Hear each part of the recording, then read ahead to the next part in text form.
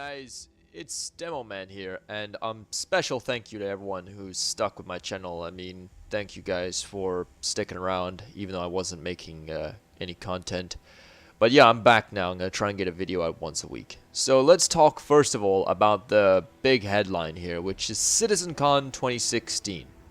So at Citizencon, we saw many things. We saw, like, the roadmap, we saw the state of procedure generated planets, we saw the state of ships, and I'll tell you what I mean by that in a second. We also saw the Ursa rover again, but in a more in-depth look.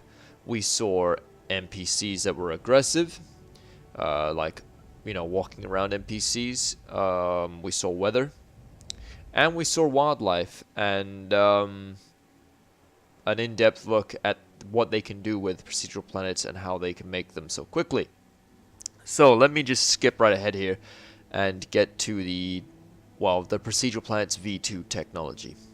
Right, so with procedural planets V2, as we see, the planet pans over, the camera pans over the planet and we get to see, the planet, we get to see the different biomes on that planet. We see the deserts, we see the mountain ranges, we see all that stuff, and we also see water. Now, what some people miss at the beginning of the video is we see a huge body of water, which could be a sea or a river of some kind, because it looks huge. Now, I really like the idea of having lots of water on planets, because they said previously that going underwater is a thing, and I'd love to explore underwater wrecks. That's something I've always wanted to do. Now, let's talk about what happens as the player or whatever is flying in. So he's in a Constellation Aquila with his Ursa on board, and he's flying along, and he's trying to look for a beacon to do the mission, I'm guessing. So he flies along and heads towards the beacon location, and then all of a sudden warnings start appearing on his screen. So that's because that area is unstable for flight. Now, let's just guess for a minute what that could be caused by. Who knows? Electromagnetic field or some sort of magnetic field of some kind. Anyway, maybe low pressure, air pressure. Who knows? Anyway, so he can't fly there, which presents a whole new gameplay dynamic, and I'm really glad they brought this in. It means that we won't be able to just land at the destination where we want to go all the time. It means that we are going to have to get out a safe distance away and drive there or hover there if you're talking about the jet bikes, the Drake jet bikes, which are awesome, by the way. They look great and they handle awesome by the looks of things. The jet bikes have three modes: compact mode for storage, space mode, and hover mode, which is cool. It's basically a sci-fi essential, in my opinion, to have a jet bike. We all know how much fun they were in Star Wars. Now, let's talk about the interior of the ship, the Constellation Aquila.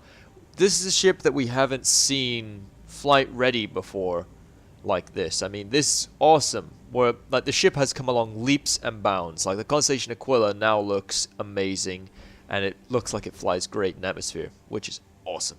Right, so as we see the ship coming into land, we see when it lands that the landing gear compress a little bit, and that's awesome, because it's the little details in my opinion, but it helps add immersion to the game. You could be at a station waiting for someone, and you see their ship flying majestically, and then it touches down, you see the whole ship just settle in, and that looks cool. So he gets out of the pilot seat, and he walks out back, and he opens the lockers and pulls out a spacesuit. Now, that's even more immersion. I mean, how cool is that? It's the little details. So I'm guessing now that also means that we can wear our body armor. You can take your body armor with you in a locker. And that's cool, because he said that you don't want to fly around in heavy armor. And I'm guessing that's because it will restrict your movements when you're flying and make you way less maneuverable. That's pretty cool. So you'll have your flight suit when you're flying your ship, your civilian clothing or whatever, and then you get into your space suit or your EVA suit or your armor suit when you need to go outside. That's cool. So he gets out, has a panoramic look around, and you see like the characters, detail in the character's face and stuff. That's cool. And you get to see the sky. And it's not a skybox. That, like, the reason the sky is blue is because of light scattering. That's a star out there, and that's another planet out there. And the cool thing is, the planets do have day-night cycles, and it's not because the, like, games cheat by having the star orbit the planet. No, the planets are orbiting the star, and they're doing it correctly too, which is great. Now, he gets in the little rover thing and goes for a drive. Now, this rover is awesome. I love it. The Ursa is a cross between the Mako and the tank from Aliens. It has the gun mounted on the side, and it's on rails, so for easy storage, the gun goes down to the side. You get in through the back, and then you get into the cockpit, which is all fully detailed and looks absolutely gorgeous. So you drive out, you get a safe distance from the ship, and then you raise your turret, and it comes up like something out of Aliens, and it looks great. I mean, I had a big grin on my face when I saw that. So he then proceeds to drive away and head towards his destination. Various things happen along the way. He finds a destroyed Cutlass Black that didn't heed the warnings and completely face-plant the ground. And it looked like it'd been there a while. That's cool. So he then proceeds towards his destination, and then, uh-oh, Tusken Raiders, or should I say, Sand Raiders, Star Citizen Sand Raiders. They're Tusken Raiders. Anyway, he gets ambushed by them and rolls over a mine. And what we see is the dynamic damage to the vehicle when a wheel goes flying off, and how well protected the people are on the inside. People don't become scrambled like they would if it was a Humvee, which is cool. He then gets out. The interior is fire pouring out of the hydraulics for the doors, all sorts of craziness like that. And then he has to fight the Tusken Raiders, which we also see here is AI that is aggressive and on foot, and it's fairly simple AI, but it's still pretty accurate in terms of shooting and stuff, and that's cool. I like that. I hope they keep that because it's nice to have a challenge, you know what I mean? You see the player model also take damage because this is a demo. Obviously he's not going to die, but what we also see is he would have lost an arm, and by that I mean his arm would have not been functional. It went completely black. And that's pretty cool because in A Death of a Spaceman they already said how limbs will affect how you move and how you shoot. So you could lose a leg and your guy would be limping along, you know, like your leg would be completely blacked out and you'll be bleeding from it and need medical attention. Anyway, let's talk now about what happens next. He kills the Tusken Raiders and or the Sand Raiders. I need to stop calling them Tusken Raiders. Anyway, he kills the Sand people. And he moves on to the next location, like, you know, looking for a ride and looking for the thing. He finds the thing, and obviously it's a trap. He then gets coordinates of the next pod, finds the Sand People's jet bikes. Yeah, you see where I'm going with this. And steals them to get to the next pod. He gets to the next pod, downloads coordinates for the last destination, and on the way he finds some wreckage, climbs on top of it, and we see our first glimpse of alien wildlife. We see a glimpse of the giant worm. How cool is that? I mean, you know, it's quite literally Dune, Baracus, Desert World, you know, who's got the spice? So, he then proceeds towards the crash ship, which is a Javelin-class destroyer. This ship is over 300 meters in length. It's a big one. It's the biggest ship you can buy off of RSI right now. Well, not right now. Well, you sort of can if you buy the collector's pack. But anyway, the ship is the most expensive ship you can buy, and it will only come, like, as the chassis. No modules, no weapons, or anything like that. Stop people from getting a head start. Right. Now, he progresses towards the ship, takes out the armed guard working back and forth and climbs aboard the ship. We see something awesome here. We see the deserts, like the sandstorm, coming in nice and close. They want to have dynamic weather on their planets, meaning there will be an extra challenge. Like some planets, if you watch Lawmaker's Guide to the Galaxy, like some of the water worlds, the water is so toxic and dangerous that it causes severe damage to ships, let alone spacesuits. If you go swimming, you're gonna die.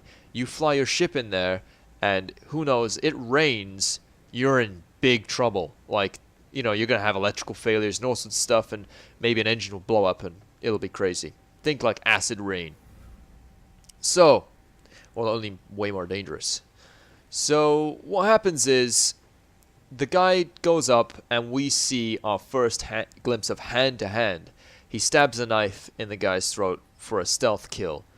That's cool. That means hand-to-hand has been confirmed in this. We now have seen the fact that you can stealth kill people. That is cool. So, who knows if that's in Star Marine or not. So, then he has to basically get the hell out of Dodge, and he runs up the ramp, gets into the cockpit of the ship, you know, like to seek shelter, because the sandstorm rips the sheet metal and rips the stuff that the sand people have made apart completely. And that's awesome, because imagine being down a planet, you're with a science team or whatever, and you're surveying something, and the main capital ship or whatever is parked far away, and then all of a sudden you get a comms, and it's like, you gotta get out of there, there's like a sandstorm, or who knows, like a razor storm coming towards you.